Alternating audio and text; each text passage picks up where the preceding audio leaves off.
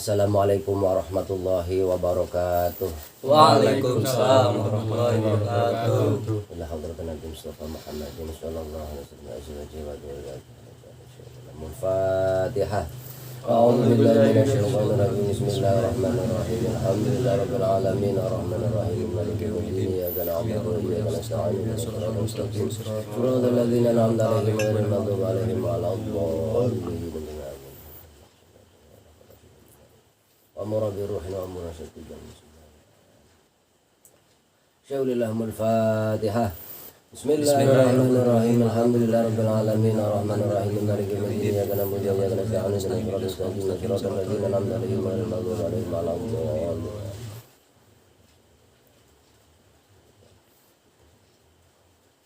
Lahumul Fatihah. Bismillahirrahmanirrahim. Alhamdulillahirabbil alamin arrahmanir rahim maliki yaumiddin. Iyyaka na'budu wa iyyaka nasta'in. Ihdinas siratal mustaqim. Shiratal ladzina an'amta 'alaihim ghairil maghdubi 'alaihim waladdallin. A'udzu billahi minasyaitonir rajim. Bismillahirrahmanirrahim. Qala al-musannif rahimahullahu ta'ala wa nafa'ana bihi wa bi 'ulumina fi dharaini amin ya rabbal alamin. Bismillahirrahmanirrahim. Bismillahi ngawiti ngaji ingsun kelawan nyebut asma luhure Gusti Allah. Sifat Gusti Allah Ar-Rahmani zat kang welas asih ing dalam dunya lan akhirat.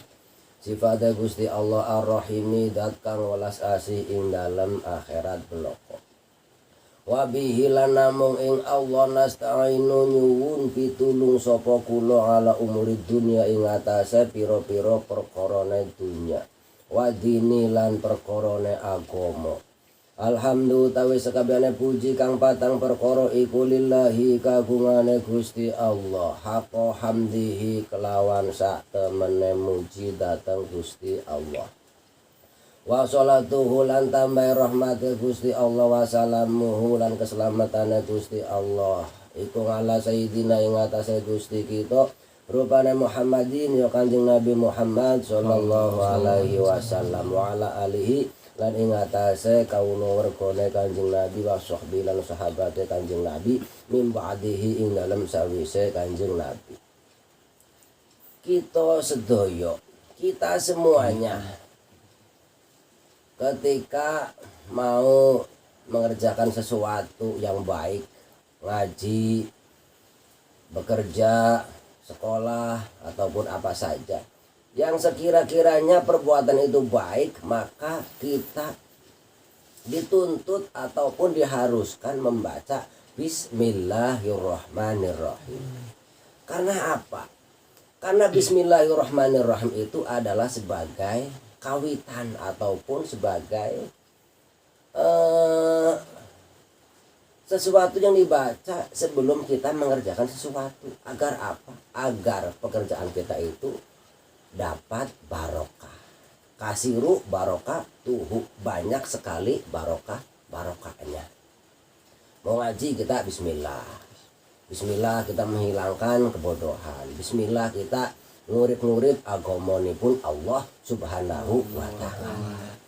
Ingkang bismillah punika teng Lauhul Mahfuz, kitab induk seluruh apa yang ada di bumi ini, yang di planet ataupun yang luar angkasa, semuanya itu sudah tercantum dalam Lauhul Mahfuz. Kita berkumpul di sini juga itu sudah ada dalam Lauhul Mahfuz. Sampai hujan turun, daun-daun yang turun ataupun yang kering jatuh dari pohonnya, itu juga semuanya udah ada di dalam Lauhul Mahfuz. Bismillah juga ada dalam Lauhul Mahfuz. Pertama kali yang ditulis adalah Bismillahirrahmanirrahim. Yang Allah itu bersifat Ar-Rahman, maha belas kasih terhadap orang-orang makhluk semuanya di dalam dunia akhirat. Entah itu Islam, luar Islam, sholat atau enggak sholat, semuanya oleh Allah dikasih. Yang sholat kasih rezeki, yang enggak sholat kasih rezeki. Bahkan yang enggak sholat kadang-kadang banyak rezekinya, karena Allah bersifatan Ar-Rahman. Tapi nanti ketika sudah alam kubur, alam barzah ataupun yaumil qiyamah, maka sifatnya Allah Ar-Rahim, yaitu adalah zat yang Allah yang bersifatan welas asih ing dalam akhirat beloko, hanya dalam akhirat saja, yaitu adalah khusus untuk kita, untuk orang muslim. Orang kafir ya sudah menjadi takdirnya dalam neraka. Ataupun kita yang ibadahnya, sholatnya, ngajinya belang betong, kadang-kala kodok, kadang-kala enggak ngaji, kadang-kala apa saja, mungkin kata nanti juga mampir dalam neraka. Tapi pasti kita sebagai orang muslim pasti akan masuk surga. Karena apa? Karena kita udah punya kunci. Miftahul jannah la ilaha illallah. Itu adalah kunci surga. Berarti kalau kita udah punya rumah, punya kantor, punya villa, ataupun punya gedung, ataupun punya istana, itu semuanya dikunci, digembok. Lah kuncinya apa? Kuncinya surga. La ilaha illallah. Lah itu kita udah punya itu kita sudah memilikinya. Jadi kita optimis kita itu akan masuk surga. Walaupun kita nanti mungkin karena kita banyak dosanya, banyak maksiat. Nah itu kita sebagai manusia ya emang begitu.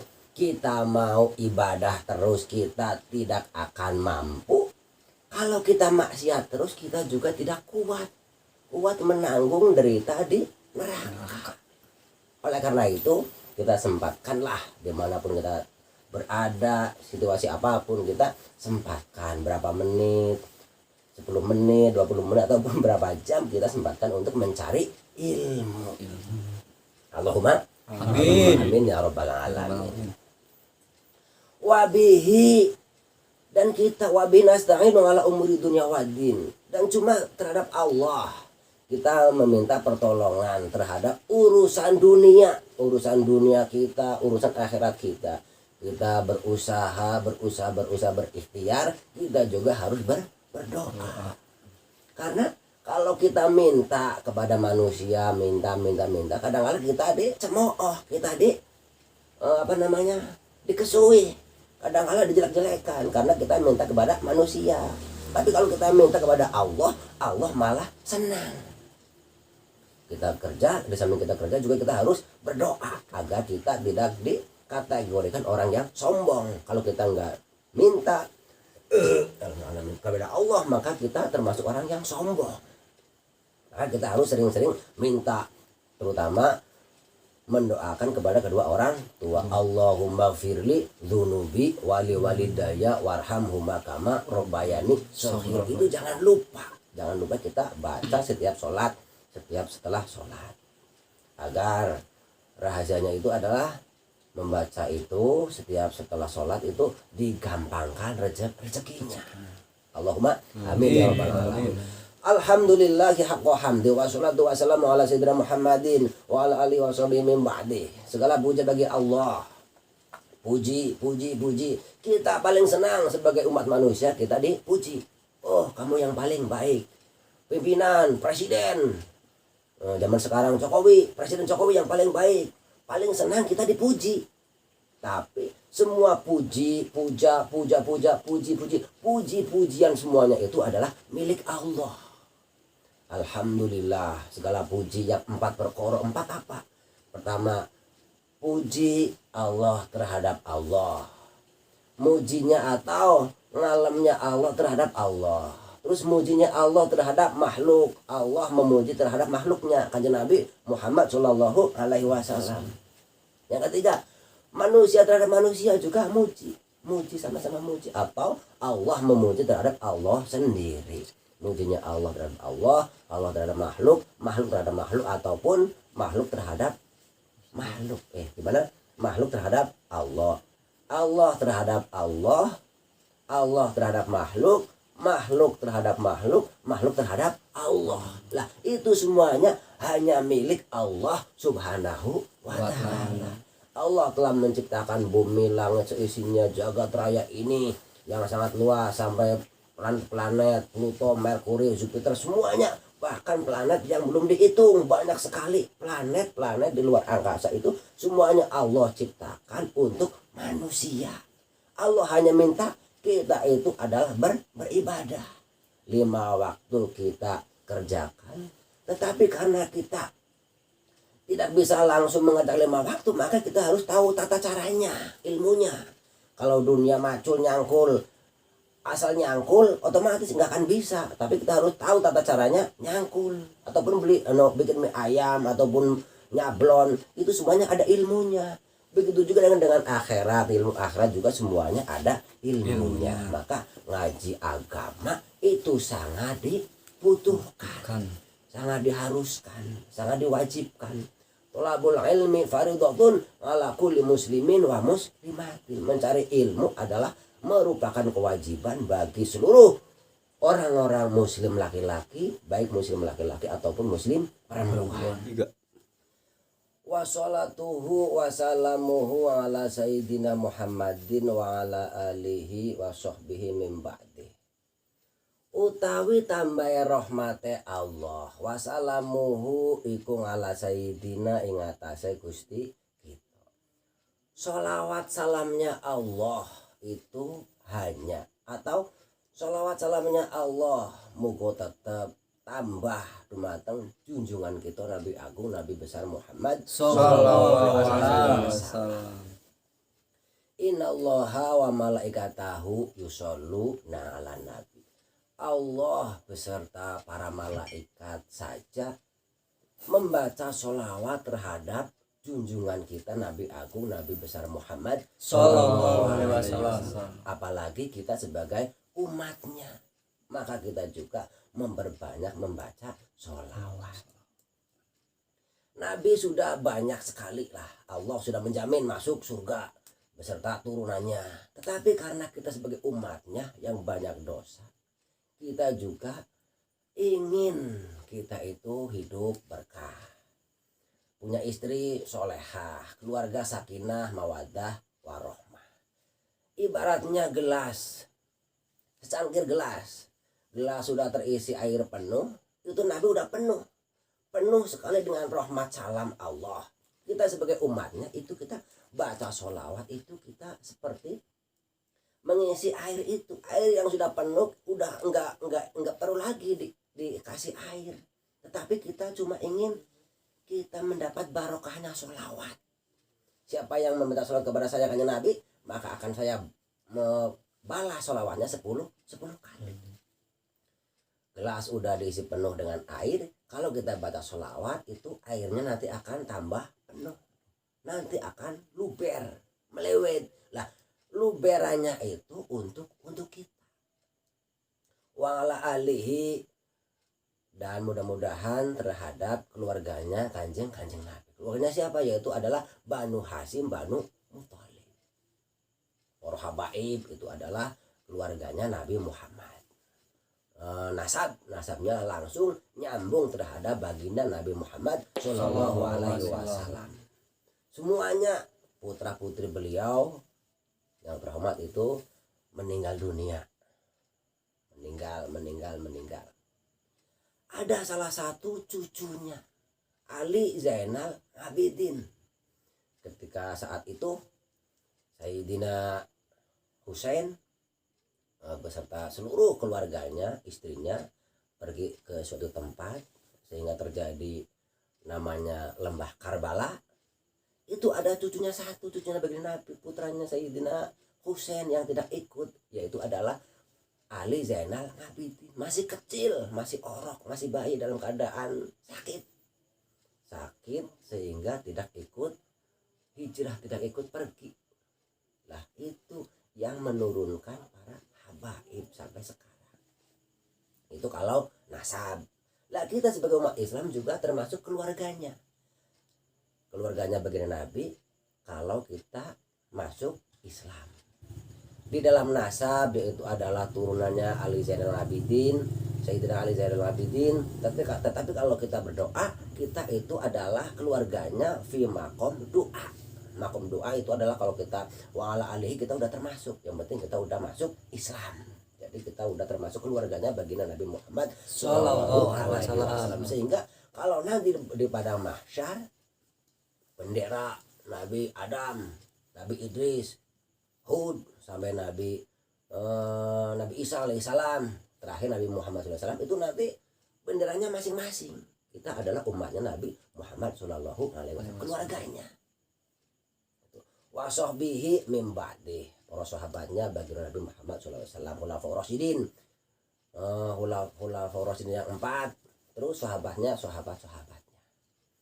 Nah, kita sebagai umat manusia, sebagai orang Islam yang ahlus sunnah wal jamaah, kita mengikuti Nabi kita, juga kita mengikuti para sahabat kita.